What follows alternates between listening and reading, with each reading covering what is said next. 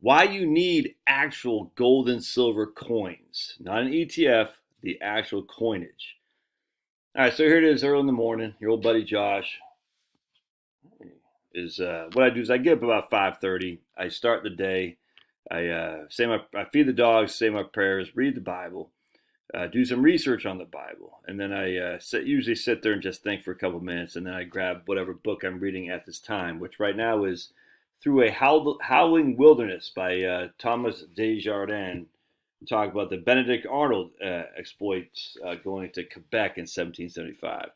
Benedict Arnold is brandished a traitor. Nothing could be further from the truth. Benedict Arnold was a hero, without question. So I come across this page in chapter 111, page 111, which I can read to you here.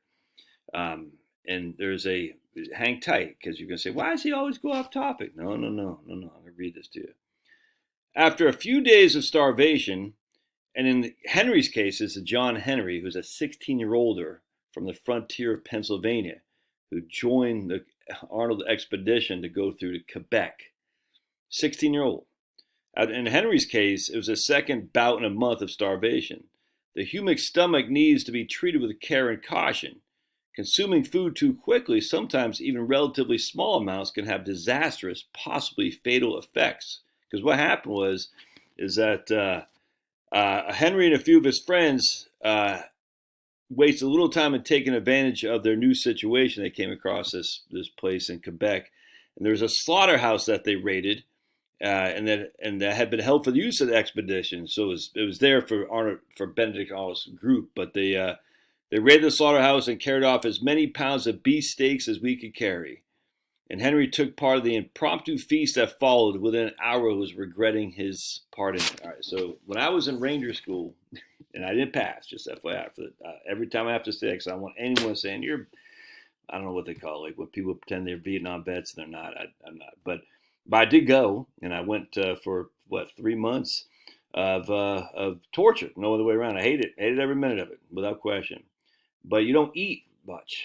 It was like you eat one meal a day. You get like 3 hours sleep a night or so. I can't remember. It was a long time. It was 90.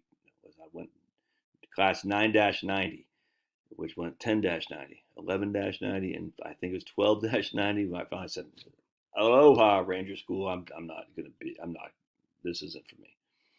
Anyway, so what happens is we in the first phase, you don't eat. You're starving, dude. This isn't the Fort Benning phase. I don't know if it's still like this anymore. You're starving. And I got recycled. Me and this little Puerto Rican kid named Valverde, who was in my unit up in 10th Mountain Division, we both got recycled. And they give you a day off. And in that day off, you go, you can do whatever you want. You go to Columbus. So me and Valverde went to the steakhouse, like all you can eat steaks in Columbus. I don't know what it's called, some crappy steakhouse.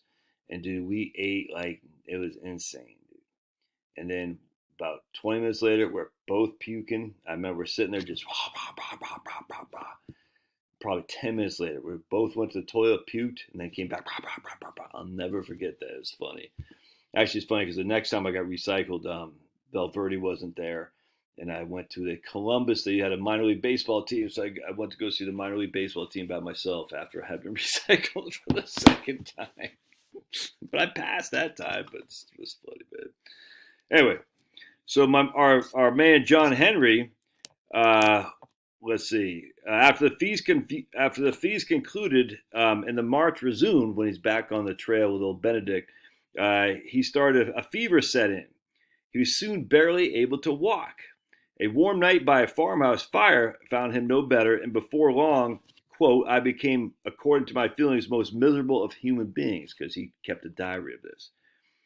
At noon the following day, Henry could go no farther. Dropping out of the line of march, he planted himself on a log and watched as the army passed him by. In time, a horse drew up to him. Its rider turned out to be Colonel Arnold, Benedict Arnold, who inquired as to his health. Discovering the extent of the soldier's ailments, Arnold dismounted, walked down the river, and hailed a farmer from the bank, on the far bank. Soon this Quebec farmer had paddled a canoe across the river. Arnold had taken Henry on board, handing the young rifleman $2 silver. $2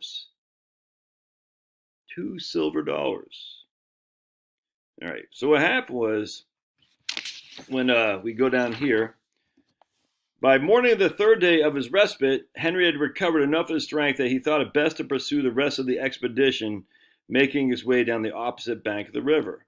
Henry thanked the family and handed Arnold's $2 silver to the farmer, who refused to take the money, saying Henry would no doubt have need of it before he reached his friends, and that his aid to Henry was merely what his religion and humanity required. The Frenchman even escorted Henry as far as the ferry and convinced the operator to give the American free passage across the river. All right. With a newly formed opinion of the Papists of French Canada, Henry soon discovered the trail of the army and headed north to Quebec, and that's where I stopped for the day. Anyway, the point being was, in this case, they didn't need the money, the silver, but man, it was good to have. Man, it was good to have, just in case. Because before that, when they finally, so Benedict, they had not seen anyone in civilization. So they left Cambridge, Massachusetts. They went through Maine, and they just, I'm not sure if you're familiar with a map of Quebec and northern part of Maine. It's nuts, dude. They hadn't seen a house in 30 days. By the time they were dying, literally they lost like hundreds of men dead. It's horrible. I almost don't even believe any of this anymore, to be honest with you. It's insanity. Anyway, I'm not getting to it here. Not about just that, about history. I just challenge all of our pre-conditioned history. I don't know, man. It seems awful fanciful to me. Be it as it may. So they go through the northern part of Maine to get to Quebec. So basically going through Aroostook County, Jackman, all this up through Maine until you're getting to Quebec. And they've been traveling. They lost their provisions. They're freezing cold. They lost their boats. They got nothing to eat. It's insane. So they finally hit the settlement. And the settlement has food, but the settlement wants money because they say, "Look, if we give you our food, we don't have anything for the winter time because we have to worry about the winter that's coming too." This is in November now, by the way. And so the settlement was able to sell their food for what? For gold and silver. Gold and silver. Exactly. Not freaking continental dollars, not Confederate dollars, gold and silver. Now, I've shared this story with you before about, I think it's wise to share it again. I'll never forget, I had a client when I was at USA, a black guy from Africa. He lived in America, but he was from a native of Africa, some Western African country that the commies were invading. A commie invading force, Angola or something like that.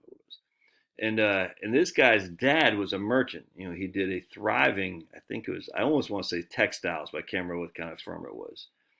And of course, the commies execute all landowners and all merchants. Even though they're providing employment and whatnot, they just come in there, they expropriate whatever it is, their holdings, and they put a bullet in the head of the owners and their families too.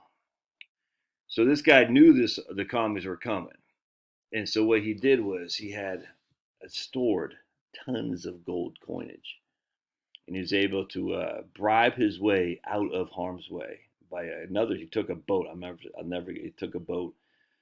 Ultimately, that gold was able to get him to, I think he said, Venezuela, if memory serves, or maybe Cuba. I don't think it was Cuba. I think it was Venezuela. I can't remember. But anyway, he ended up in I could have sworn it was Colombia, but I can't remember. But someplace down there, I forgot where. And they're like, "Well, we want to go to America." And they said, "Well, if you want to go to America, it's going to take even more." And the dad the patriarch had the money, had the gold coins, got him up to Miami, and from there they went to New York, and he rebuilt his business. I can't remember exactly how. I think it was textiles. I could be wrong there. All with the gold coinage. Ultimately, the son took over the business, but he had moved to Florida by that point. That's when I was working with him. And he told me, he goes, "Man," I said, "you got all this coin. Why do you keep so much?" He had a lot of coinage. He goes, "Let me tell you my story, young Josh," or whatever it was. Like these Africans, and they're wise ways, but they're also their accents. I love talking to this guy. "Let me tell you about my story." And I said, "Man." So we got Benedict Arnold, young John Henry, starving people fighting the French, fighting the English, and then my African client. What more do you need to know? Buy up some gold and silver, just in case.